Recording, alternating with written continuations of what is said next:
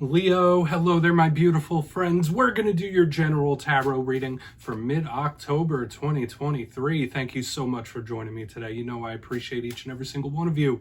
So let's get right down to business as always and start you off with an oracle card here. See what's going on, my guys.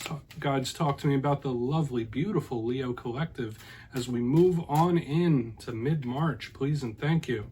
All right, and I hope you're all doing great. Let's see what's happening, my guides.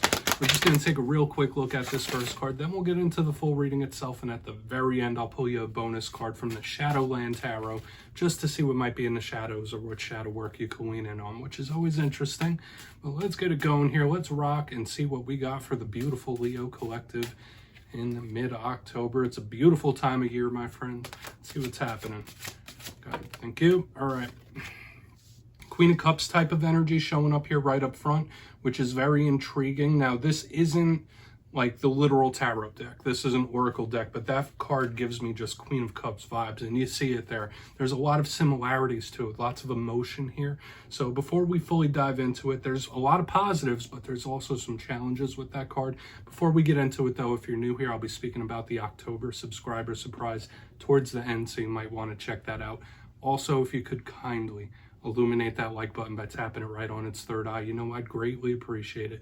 But enough of the promo, into the reading. Let's talk about it. Now, for a portion of you, when we have this Queen of Cups character, it could easily just represent a water sign of importance that you're connected to. They're showing up front and center here in this reading. Their energy is all over the place. But if there is not one of note, Queen of Cups has a lot of positive traits. It could represent deep emotional connection, deep emotional love. Like, this is one of the love cards whenever she shows up, and it's just powerful. It's artistic, it's nurturing, loving, and caring. So maybe you're stepping into Queen of Cups mode, right? Maybe you're a little softer around the edges than you normally are, right? Maybe you're a little more mushy than you usually are when this card shows up. But it could also represent a heightened sense of emotions, feeling things in a very powerful way. One thing I always say about the Queen of Cups energy is that, yes, it is good and there's so much positive there, but there's so much emotional depth, and it could sometimes be pushed down. So there could be something you're feeling, something you're going through that like you're suppressing or pushing down or not speaking to someone about. So we're going to see what happens. I'll be interested to see if this still shows up within the reading itself. But there is power, there's love there, that's for sure. But let's get into tarot. And as I always say, the first card, it doesn't make or break the reading. It's just a little footnote. So let's see what's happening. Let's get you 3 cards in the upright, then we'll get into the intuitive juiciness. So let's shuffle it up here one time for the lovely Leo collective, my guides. And while we get the deck ready, let's talk about last week's reading. Kind of fits in with the Queen of Cups we have here because it was more focused on others. The reading was titled They Are a Mess. And one thing that I was picking up heavily in last week's reading, whether you or someone you're connected to, there was someone going through quite a bit of difficulty, whether it's emotionally, anxiety, like someone had a lot of stuff going on the inside, and it did feel a little messy to me. So we're going to see if that energy still sticks around. It's a possibility. But as you know, readings are very fluid, energies are very fluid, and it's never set in stone. So only take this how it hits for you, because we could be seeing your vibe or someone you're connected to. Let's get these 3 cards out here for the lovely Leos, please. Thank you. All right, yeah. And what is this mystery? It's been around you for like weeks and weeks, and it's still showing up here with this 2 of Swords. One of my bigger cards of the mysterious, the unknown. We're going to have to dig into this, that's for sure. Let's get a couple more. I don't want to speak on it too much just yet. I mean, it could be just how we're starting out.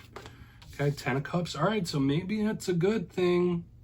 Okay, even if it doesn't feel like it right now, we have the 10 of Cups. That's a beautiful energy and card. Let's get one more out here and really start to put this all together. All that cup energy, so just like the Queen of Cups, there's a lot of inner emotional energy, and we do have the World on the back end. Been seeing the World quite a bit this week, my friends, and that's powerful. Okay, very, very powerful type of energy. So let's go through. I'll give you some of the classical meanings and archetypes, then we'll get into the juicy, intuitive stuff. Now, at first look, first glance, I just have to mention, as far as elements go, we have air, we have water. In tarot, and in my understanding, those are the cards of the inner world, or those are the suits. So when you see a lot of swords, that's mental. When you see a lot of cups, that's emotional. Those are all inner type of energies. Whereas the wands and the pentacles, that speaks about the outside world. So there is still this very strong, powerful inward energy. And this world could mean so many different things, extremely powerful. But one thing I do have to mention, 10s could represent the close of a cycle. The world could represent the close of a cycle. So something could be closing off. Let's go through one by one and really start to break this down. And it doesn't necessarily have to be a bad thing. Position number 1, we have the Two of Swords. Now, all 2s in tarot could represent decisions. They could represent choices. They could represent partnerships. Do I go left? Do I go right? What do I choose? What do I do? So some of you might be weighing options or weighing thoughts, like, all right, how do I proceed from here? The Two of Swords classically could sometimes represent confusion or just like not knowing which route or which strategy to go. But I always say this is one of my bigger cards of mystery, right up there with the moon. Notice it literally has a moon depicted in it. The person is blindfolded and hoodwinked. So when I see this energy, it represents something that might not be in your view. Okay, so whether it is surprising or sudden or unexpected, we'll just have to see when the clarifier comes out for that. And that will really tell us the tale, okay? Because it doesn't mean you have to be in this energy, but that could just be a holdover from what we were seeing last week, because sometimes that could be a little anxious. But pressing forward through the reading into the center, we have the 10 of Cups, my friends, one of the most beautiful energies in the whole entire deck. We love the 10 of Cups. This is wish fulfillment type of energy. This is emotional fulfillment type of energy. This is wins. This is victories. It's overcoming things. It's everything when we have this card. Now, other things that the 10 of Cups could represent: the home, living situation. So matters of the house and home could really be on your mind. It could represent the family unit. So whether it's siblings, whether it's children, whether it's parental figures, the 10 of Cups kind of encompasses that. Same could be said with the 4 of Wands and the 10 of Pentacles. But when I see this card, if it's not just talking about deep emotional connection or overwhelming emotion sometimes, this card is just wish fulfillment. Once again, wins and victories on a very high level. So we want to see what that's about, especially when it's next to a card like the Two of Swords. Right, where it's like there's unexpected or hidden or something that's just a little out of your view. Now, getting to the back end, we have the World, very powerful again. So Leo, I just have to mention, when we're moving through this spread, there is a lot of powerful, strong energy throughout this whole entire thing. Now, the World is very in-depth. It's the last of the major arcana, and it could represent the close of a journey, right? The close of a cycle, moving into a new one or a fresh cycle, new beginning. It is one of the cards that does have links to karma. So depending on what shows up throughout the rest of this, yeah, maybe we're talking about endings, right? Doesn't have to be a bad one or a sad one, or it could be, right? It really all depends on what you're going through. But when I see this World, I think about the next chapter mainly. It's angelic, it's protective. And also in my style of reading, it could represent world events. So for a lot of Leos, if not you, maybe someone you're connected to is very much affected by what's going on in the world today, or world events. It could be like really heightening a sense of anxiety. Okay, that's a meaning I give this card, like the literal world itself. Okay, so we're just going to have to see. Once again, it could just be karmic because we're next to another card that could represent the close of a cycle. So I really want to dive deeper on all this, Leo. Let's jump in and clarify.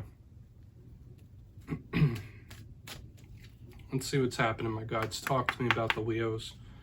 And yes, this is where I go intuitive with the message, which means I just tell you how it feels to me. So feel free to do further research or rely on your base knowledge of tarot, because as you know, every single reading is about the reader's interpretation, and I'm just giving you mine. Let's go in on that Two of Swords. Why is the Two of Swords here for my friends? And yes, if you're a reader yourself, please feel free to play along. That's why the box is here. If you're feeling any messages you want to give to Leo, you can drop it right down in the comments. I don't mind at all. All right, Two of Swords time. What's this surprise, this mystery? What's my Leos not seeing? Okay, yeah, so there might be some blockages and issues in communication here. When I have the Page of Pentacles in reverse, there might be somebody like that you could be purposely ignoring, or that you might feel is like ignoring you. That's a possibility with what I'm seeing here, like somebody like laying low, laying in the cut, trying not to ruffle any feathers here. So there could be someone that's purposely not trying to amp you up or upset you. Like that's just the vibe I'm picking up. Now the Page of Pentacles, generally good. It's a card of students and communicating, sending messages. When I see it in reverse, we're talking about unsaid things. So aside from what I was already saying, like issues in communication, possible blockages, you might feel like in certain situations there was something you wanted to say but you didn't get a chance to. Obviously that's only for a few Leos out there, but I'm picking that up in the energy. If that's on you, that could be a person you're connected to where it's like, damn, I should have said that when I had the chance. Or there is something that has been left unsaid for whatever reason, like unfinished business kind of. So take from that what you will. Very interesting message for us to start off, because I feel like there's a wedge here from this energy and what's happening throughout the rest, because it could be separate things, it could be one whole thing. So let's go in on that 10 of Cups. I don't feel like we should really dig too much deeper into that. For some of you, you could just be having issues with an earth sign, right? Could be an earth sign or somebody younger, and they're like, just like last week, going through a tough one. There's a lot happening in their mind. They don't know what to do, which way to go. Okay, so watch out for that in this time as well, because with the pages, they represent new, okay, new cycles, new ventures, new things. So let's keep moving. I know I said I didn't want to muddy it up and I kept giving messages, but I feel like there's a lot of energy here, Leo. So let's see what's up with that 10 of Cups. Please and thank you. Thank you. 7 of Swords in reverse underneath this 10 of Cups, huh? Okay, this is a complete no games type of energy that I'm picking up here in the center. Now this front end is starting to make a little bit more sense. This is also a card of revelation or things being made known to you. So I feel like, just stick with me here. For a lot of you, you could have a surprising or unexpected win or victory that could really be happening. The 7 of Swords can represent some rough and tough things, right? It could represent certain individuals that are not super trustworthy. They could represent people that are a little snaky, or people that just do things in the shadows. But this is also one of my cards of mystery with this person with the swords. When I see it in reverse, it's like mystery no longer, or something being revealed to you. And since it's clarifying the 10 of Cups, if you're not having issues with a family member, like a family member you don't trust, I do feel like for a lot of you, something could go way better than you think it will, whether it's a surprising win or victory or an unexpected one.